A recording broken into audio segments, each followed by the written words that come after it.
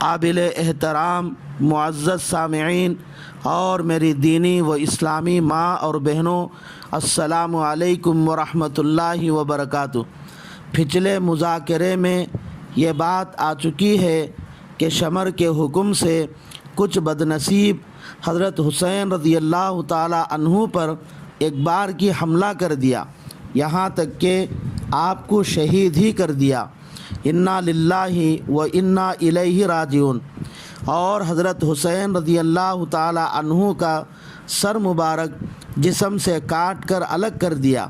اس کے بعد عبید اللہ ابن زیاد کے کہنے کے مطابق عمر بن سعد نے چند لوگوں کو حکم دیا کہ وہ حضرت حسین رضی اللہ تعالی عنہ کی لاش کو گھوڑوں کی ٹانپوں سے رون دے۔ چنانچہ عبید اللہ ابن زیاد کے لوگ حضرت حسین رضی اللہ تعالی عنہ کی لاش کو گھوڑوں کے ٹانپوں سے رون دیا۔ اس لڑائی میں حضرت حسین رضی اللہ تعالی عنہ کے 70 پر 2 ساتھی شہید ہوئے اور عمر بن سعد کے 80 پر 8 سپاہی مارے گئے۔ خولی بن یزید اور حمید بن مسلم نے حضرت حسین رضی اللہ تعالی عنہ کا سر مبارک لے کر عبید اللہ ابن زیاد کے پاس گئے اور اس کے سامنے رکھا تو عبید اللہ ابن زیاد نے سب لوگوں کو اکٹھا کیا اور سر مبارک کو سب کے سامنے رکھ کر ایک چھڑی سے حضرت حسین رضی اللہ تعالی عنہ کے دہنے مبارک کو چھیڑنے لگا۔ زید بن ارقم رضی اللہ تعالی عنہ اس مجلس میں موجود تھے۔ ان سے عبید اللہ ابن زیاد کی یہ حرکت دیکھی نہ گئی تو بول اٹھے، عبید اللہ، ان مبارک ہونٹوں پر سے چھڑی ہٹا لے۔ قسم بخدا میں نے رسول اللہ صلی اللہ علیہ وسلم کو ان مبارک ہونٹوں پر بوسہ دیتے ہوئے دیکھا ہے۔ یہ کہہ کر زید بن ارقم رو پڑے۔ اس پر عبید اللہ ابن زیاد نے کہا، اگر تم بوڑھے نہ ہوتے تو میں تمہاری گردن اڑا دیتا۔ زید بن ارقم یہ کہتے ہوئے باہر آئے کہ اے عرب کی قوم، تم نے مرجانہ کے بیٹے کو اپنا امیر بنا لیا اور فاطمہ بنت رسول کو قتل کر دیا۔ اب وہ تمہارے اچھے لوگوں کو قتل کرے گا اور تمہارے شریر لوگوں کو غلام بنائے گا۔ تم کو کیا ہو گیا کہ تم اس ذلت اور رسوائی پر راضی ہو گئے ہو؟ اس کے 2 دن بعد عمر بن سعد نے بقیہ اہل بیت حضرت حسین رضی اللہ تعالی عنہ کی بیٹیوں، بہنوں اور بچوں کو لے کر کوفہ کے لیے نکلا، چونکہ حضرت حسین رضی اللہ تعالی عنہ اور ان کے ساتھیوں کے لاش میدان میں پڑی ہوئی تھیں۔ جب عورتوں اور بچوں نے یہ منظر دیکھا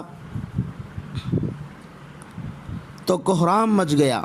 حضرت حسین رضی اللہ تعالی عنہ کی بہن سیدنا زینب بنت علی رضی اللہ تعالی عنہا روتے ہوئے کہنے لگی، یا محمدہ، یا محمدہ، اے محمد صلی اللہ علیہ وسلم، اے محمد صلی اللہ علیہ وسلم، صلی علیک اللہ، آپ پر خدا کی طرف سے درود ہو، و ملک السماء، اور آسمان کے فرشتوں کا سلام ہو، ھذا حسین بالعراء مزمل بالعما مقطع الاعضاء، یہ دیکھیے یہ حسین آپ کا نواسہ میدان میں بے یار و مددگار، خون میں لت پت، اعضا کٹے ہوئے پڑا ہے۔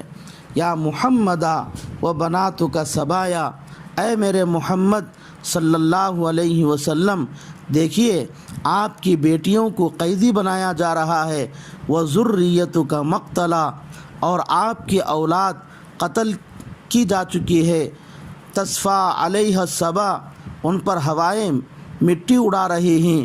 یہ کہہ کر زینب بنت علی رضی اللہ تعالی عنہا رونے لگی۔ ان کا رونا دیکھ کر دشمنوں کے آنکھوں میں بھی آنسو نکل آئے۔ عمر بن سعد نے ان سب اہل بیت کو بھی عبید اللہ ابن زیاد کے سامنے پیش کیا۔ حضرت حسین رضی اللہ تعالی عنہ کی بہن زینب بہت میلے کچیلے کپڑے پہنی ہوئی تھی، ان کی باندیاں ان کے آس پاس تھیں، اور وہ ایک طرف کنارے جا کر خاموش بیٹھ گئیں۔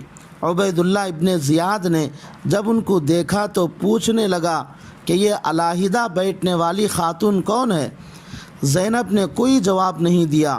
عبیداللہ ابن زیاد نے کئی مرتبہ پوچھنے پر ایک باندی نے کہا، یہ حضرت حسین رضی اللہ تعالی عنہ کی بہن زینب بنت فاطمہ ہیں۔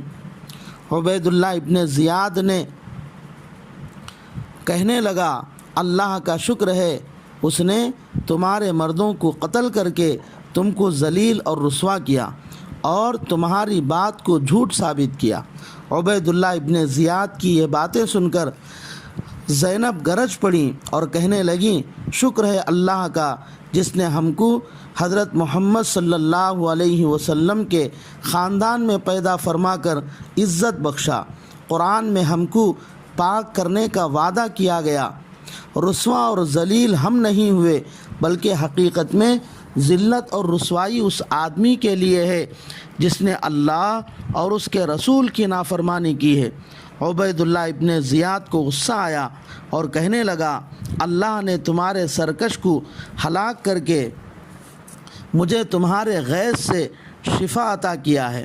زینب بنت فاطمہ کو یہ سن کر ان کا دل بھر آیا، بہت روئیں اور کہنے لگی، عبیداللہ تو نے ہمارے چھوٹے بڑے سب مردوں کو قتل کر دیا ہے، اگر یہی تیرے لیے شفا ہے تو یہ شفا تیرے لیے مبارک ہو۔ اب تو خدا کے بارگاہ میں جواب دہی کے وقت کا انتظار کر۔ اس کے بعد عبیداللہ ابن زیاد نے علی اصغر کی طرف متوجہ ہوا اور ان سے ان کا نام پوچھا۔ علی اصغر نے کہا، میرا نام علی ہے۔ عبیداللہ ابن زیاد نے کہا، علی تو قتل کر دیا گیا۔ علی اصغر نے کہا، وہ میرے بڑے بھائی تھے، ان کا نام بھی علی تھا۔ عبیداللہ ابن زیاد نے علی اصغر کو بھی قتل کرنے کا ارادہ کیا تو علی اصغر نے کہا، اگر تم مجھے بھی قتل کرو گے تو پھر ان عورتوں کی کفالت کون کرے گا؟ دوسری طرف زینب علی اصغر کو اپنے سینے سے لگائیں اور عبیداللہ ابن زیاد سے کہنے لگی، عبیداللہ تو نے ہمارے خاندان کے اتنے لوگوں کو قتل کیا ہے، کیا اب بھی تیرے خون کی پیاس نہیں بجھی؟ میں تجھے خدا کی قسم دیتی ہوں، اگر تو علی اصغر کو قتل کرنا چاہتا ہے تو ہم کو بھی ان کے ساتھ قتل کر دے۔ اور علی اصغر نے کہا، اے عبیداللہ، اگر تیرے اور ان عورتوں کے درمیان کوئی رشتہ داری ہے جس کا تجھے پاس لحاظ بھی ہے تو ان کے ساتھ ایک صالح متقی مسلمان کو بھیج جو اسلامی تعلیمات کے مطابق ان کی مدد کر سکے۔ عبیداللہ ابن زیاد نے یہ سن کر کہا، اس لڑکے کو چھوڑ دو تاکہ یہ لڑکا ان عورتوں کے ساتھ جا سکے۔ اس کے بعد عبیداللہ ابن زیاد نماز کے بعد خطبہ دیا اور اس خطبے میں حضرت حسین رضی اللہ تعالی عنہ اور حضرت علی رضی اللہ تعالی عنہ کو گالیاں دیا۔ اس مجمع میں عبداللہ ابن عفیف نامی ایک سچے پکے مسلمان تھے جو نابینا تھے اور ہر وقت مسجد ہی میں رہا کرتے تھے۔ وہ کھڑے ہو گئے اور عبیداللہ ابن زیاد سے مخاطب ہو کر کہنے لگے، اے عبیداللہ، تو کذاب بن کذاب ہے، باتیں صدیقین کی کرتا ہے، لیکن تو نبیوں کی اولاد کو قتل کرتا ہے۔ عبیداللہ ابن زیاد ان کو گرفتار کرنا چاہا مگر ان کے قبیلے کے لوگوں کی وجہ سے گرفتار نہ کر سکا، لیکن تفسیر ابن کثیر میں لکھا ہے کہ عبیداللہ ابن زیاد بعد میں ان کو قتل کرا دیا۔